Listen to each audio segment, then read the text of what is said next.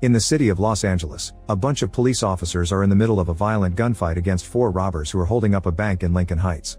While 2 of the robbers are inside keeping an eye on the hostages, the other 2 are fighting the cops with automatic rifles and full-body armor, which is allowing them to overpower the police and their puny pistols.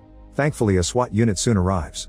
Officers Jim and Brian rappel down from the helicopter with 2 other men to land on the roof of the bank, where they tunnel their way down to the storeroom and find a safe way to the lobby by using a special spying camera. While a few SWAT snipers take a spot on the roof of a building across the street, a third team approaches from the ground. At that moment, one of the robbers outside tries to escape in a getaway car, but a sniper quickly takes him out with 1 shot. The other robber continues to fight the cops, however the ground unit soon reaches him and takes him down too. The 2 robbers inside start to panic, and the ground unit sends a secure phone for a SWAT negotiator to try to arrange the release of hostages.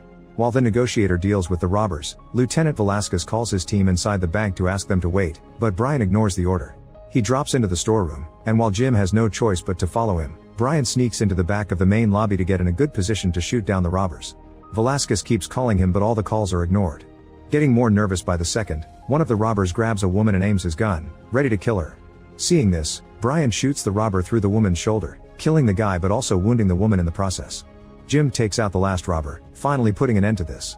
Afterward, Jim checks on the woman and calls for an ambulance, and when Brian wonders if the woman will be okay, Jim snaps, not happy about what Brian did.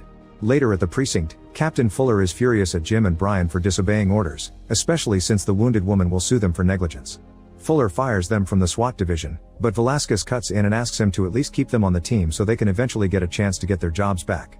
Fuller agrees and relegates them to cage duty, a degrading position involving the maintenance and distribution of weapons and accessories to other officers. Brian is insulted and tells Fuller off, but this only makes it worse for himself and he storms off in anger. When Jim hesitates, Fuller offers him a chance to get back on the team right away if Jim agrees to rat out Brian for recklessness. Meanwhile, Brian has decided to quit and is now packing his bag. Suddenly, Jim reveals that he agrees with Fuller that Brian was reckless out there and an argument ensues as Jim refuses to quit too. Brian assumes Jim ratted him out and hits his head against the mirror before leaving. 6 months later, Jim keeps training in his free time, but at work he's in the gun cage, performing menial tasks for other police officers. One day, Sergeant Hondo comes to the precinct and asks Jim to fix his customized M4 rifle. Jim notices the custom job and is impressed. Then Hondo meets with Velasquez to talk about the number of scathing articles criticizing the LAPD, which has caused the chief to order a reform of the department. Velasquez wants Hondo to form a new SWAT unit for him to command and offers 2 of his own officers, TJ and Michael. Hondo accepts them and decides to pick out 3 more candidates from the personnel files, although Fuller will have the final say later. After finishing with Hondo's weapon, Jim goes home to find his girlfriend trying to move out of their apartment. She claims things between them aren't good anymore and Jim hasn't been the same since he was taken off the SWAT team. She tries to kiss him one last time but he turns her down and lets her leave. The next day at work it's revealed that while working at the cage, Jim has invented a new piece of equipment that he plans to patent in the future. A gigantic hook and chain designed to take down walls or barricades and end hostile standoffs, which he calls the key to the city. As he's explaining his invention to his gun cage partner, Hondo comes in and appreciates Jim's idea. He retrieves his weapon and is impressed by the improvements Jim has done to it. Sometime later, Hondo takes some of the officers out for target practice on the firing range.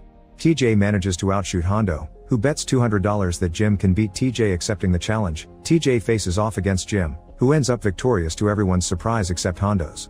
Meanwhile, French mobster Alex arrives at Los Angeles, where the guards almost take away his knife but he manages to keep it by saying it's a family gift. After his men welcome him and give him a fake passport for later, Alex goes to visit his uncle at a local restaurant while pretending to be there as a birthday surprise. However, Alex actually knows his uncle has been stealing money from the family for a while, so after sharing a meal, Alex quickly kills his uncle with a knife. Then Alex leaves the restaurant alone in the car, and eventually he's pulled over by the cops for a broken taillight. Since the car belongs to Alex's uncle and there is an arrest warrant out for him, Alex gets arrested for questioning and verification of his identity. He tries to bribe the cops to get out of it to no avail, so Alex ends up in a cell. Back to Hondo, he recruits Jim as his driver for the day in order to look for some recruits. They first investigate Officer Deke, who is found in the middle of a foot pursuit with a suspect.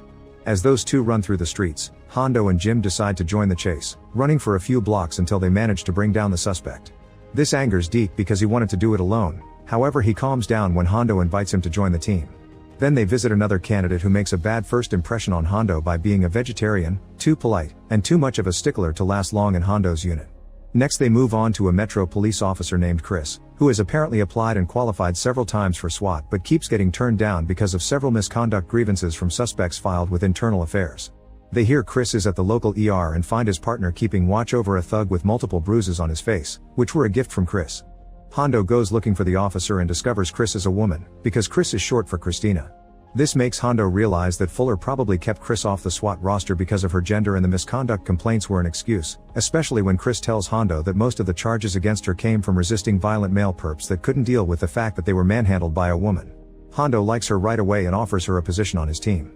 When they return to headquarters, Jim asks Hondo if he's planning on toying with him for another day or if he's actually going to tell him why he took him on this recruitment run.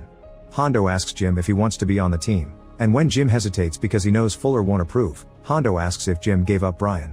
When Jim says he didn't, Hondo gives him the last spot on the team. Later during the meeting to discuss the team, Fuller rejects both Chris and Jim as expected, but Hondo refuses to back down. Fuller then offers a compromise. He'll accept the group as it is, but if they fail the preliminary trials needed for SWAT, then Chris goes back to her subway routine and Jim and Hondo will both be taken off the force. Hondo agrees, confident his new team can do it. Soon training begins and squad members get to know each other. It's revealed that Jim's ex-girlfriend is Michael's sister, and since Michael assumes Jim did her wrong, there's some friction between them and a fight must be stopped by the others before it gets nasty. Hondo puts the group through several tests like infiltration, armor, weapons, physical conditioning, and long-range shooting, and while there are some difficulties at first, eventually they are capable of performing pretty well. When they have a sniper session that uses cards as targets, the team shows to have exceptional marksmanship skills. They also infiltrate empty buildings in simulation exercises to learn to work as a team and rescue hostages instead of getting them killed. A few days later it's time for the team's final evaluation, which consists of a simulated hostage situation. They'll have to infiltrate an airplane taken over by terrorists played by fellow officers armed with paintball guns. The goal is take back control of the aircraft by taking out all the hijackers within 8 minutes. While looking over the plane's schematics, Jim notices that there's an alternative entry point to the plane that nobody will expect. A tiny elevator shaft meant for food trays which no man could fit, but Chris can. The team drives their vehicle underneath the plane and begins opening a hole in it while one of them climbs over the roof so he can use the window later. While Chris climbs into the elevator shaft, the others find a hatch and detect a trap right before it activates. In a few seconds, they manage to defuse it, and they count to 3 to attack at the same time. With the team split all over the plane, they manage to take out all 6 hijackers with quick shots without losing any hostages, although TJ takes a hit that would have been fatal if it had been real. To Fuller's annoyance, the new team sets a new course record. That night, the group celebrates by eating at a cafe owned by Deke's father. After a few hours of eating and drinking, most of the group heads home except for Chris and Jim, who go to Jim's favorite bar. While they share more drinks, they're interrupted by Brian, who exchanges passive-aggressive comments with Jim until he decides to leave. On his way back, Brian breaks a picture of him and Jim on the wall. Back to Jim, he tries to make a pass at Chris, but she turns him down before inviting him to her daughter's birthday party. Meanwhile, Alex tries hiring a lawyer, but there's nothing she can do for him, so soon he's transferred away. The next day, the team enjoys their time off.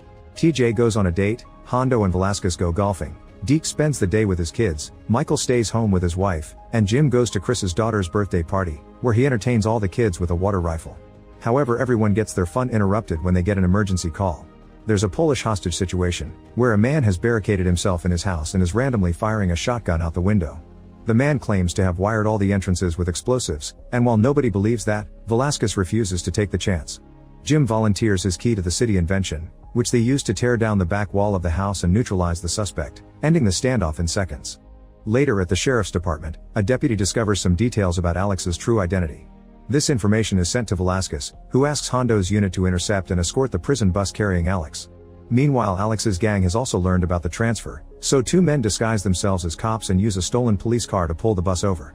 They then climb onto the bus and shoot the deputies before releasing Alex.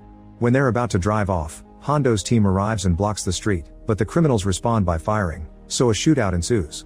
While civilians run away in panic, the team quickly shoots down all the fake cops, and when Alex tries to escape on the stolen police car, they shoot at it until it crashes and they recapture Alex. Afterward, it's revealed that Alex is an international fugitive wanted in over a dozen countries on charges including murder, arms dealing, and trafficking. Reporters are following the case closely, so when he's being led to a holding cell, Alex uses the chance to face the cameras and offer $100 million as a reward for anyone who can break him out of jail. The newscasts of every channel repeat the claim over and over as they confirm that Alex has the financial means to back up his promise, attracting the attention of every outlaw in Los Angeles. Hondo's team is frustrated by this, knowing it will make their job that much more difficult. Then Hondo's unit goes to the roof to evacuate Alex by helicopter, but when the chopper is about to reach them, suddenly it gets shot by an unseen sniper. The helicopter loses control and soon crashes on the street, where it explodes. The team takes Alex back inside and makes a new plan. They'll lead the criminal away via a motorcade. They leave in cars and bikes, ignoring the crazy fans that want to get Alex's attention. They have to stop when they find a homeless man crossing the street very slowly, but this turns out to be a trap, and a bunch of gang members soon begin attacking the cops. While a few trucks crash against the police cars, the other criminals open fire and throw smoke grenades, killing a motorcycle cop and injuring 2 other officers in the process. However, when they try to get Alex, they find a doll instead.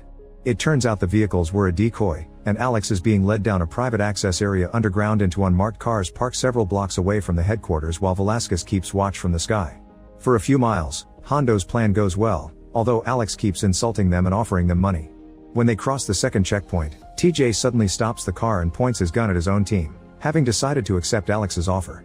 Jim and Michael attempt to reason with him, but TJ is suddenly joined by Brian, who shoots Michael down and reveals himself as the mastermind behind the operation to break out Alex. After handcuffing Jim to the car, TJ and Brian take Alex and flee into the subway. Soon the rest of the team arrives and rescues Jim while calling the paramedics to treat Michael. Once again they decide to split and Hondo and Jim chase after the group while Deke and Saches rush to the next station. Sadly, Hondo and Jim miss the train, however Deke and Chris report that the train never made it to the next station, so both teams head down the end of the tunnel to investigate. They find the train abandoned midway through the tunnel, but Brian and his men are gone, only the terrified passengers are there. The driver points them to a storm drain opening and the team enters it, which causes them to get cut off from the police frequency. Meanwhile, Fuller finds out about TJ's betrayal and Brian's involvement and suspects the whole team might be part of the operation to free Alex, especially since they're no longer responding. When he finds out an unauthorized runway has been lit up at Hawthorne Airport, he suspects that's where Brian is heading, so he sends all available units there. While the team tracks down the criminals through some sewer tunnels and dodges bats in the process, Brian sets up a booby trap made with a claymore mine and smoke grenades, although TJ doesn't like it very much. Hondo's team ignores the smoke and keeps going, and when Deke almost triggers the trap, Jim stops him just in time. While Jim disarms the claymore, Brian's group reaches the end of the tunnel, and they lock the door behind them before leaving the area. Eventually Hondo's team finds this locked heavy gate, but fortunately Jim can just use the claymore to blow it open. Now their communicators are working again, and Hondo explains what happened to Fuller, asking him to send vehicles to pick them up. However, Fuller doesn't trust Hondo anymore, so he orders the team to quit the mission.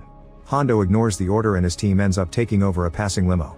As they take off, Chris notices a low-flying jet over the city, making them realize that the jet must be Brian's plan for evacuating Alex and the airport as just a decoy. The team immediately follows the jet, which is now landing on the 6th Street Bridge. Brian and his men immediately take the jet's terrified owners as hostages and board the plane, ready to escape. The team takes the limo to the bridge, and when 2 criminals open fire to make the roadblock explode, Hondo just drives through it without hesitation. The cops open fire to try to stop the plane, and when it doesn't work, Hondo hits the plane's landing gear right before it takes off, causing it to crash. Another gunfight ensues between SWAT and Brian's men, during which Chris gets hit on the shoulder. Alex tries to run away, but Deke chases him on foot and immediately recaptures him. Brian leaves the plane safely by using a hostage as a shield, then he rappels down from the bridge and Jim goes after him. Meanwhile, Hondo confronts an injured TJ, who says he regrets his actions and asks about Michael.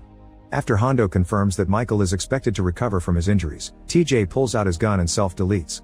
Back to Jim, he rappels down from the bridge too and lands on a train yard, where Brian takes him by surprise and stabs his hand before running away. Jim goes after him, and after dodging a few moving trains, he tackles Brian to start a hand-to-hand fight. They exchange a bunch of hits on top of the rails, and when a train suddenly approaches, Jim kicks Brian's head into its path, killing him instantly. After Jim rejoins his team on the bridge, Fuller arrives and congratulates everyone for their excellent work, but he also points out that the job isn't finished yet. Alex is still in their custody and needs to be transferred to a federal prison, so the team takes a SWAT truck to deliver Alex to the authorities. Sometime later, after successfully delivering Alex, a report of a robbery in progress comes onto the police band. Hondo points out that their shift has technically been over for 12 hours, but the tired team agrees to head out to their next mission anyway. Make sure to subscribe and turn on notifications so you can watch more videos like this. Thanks for watching.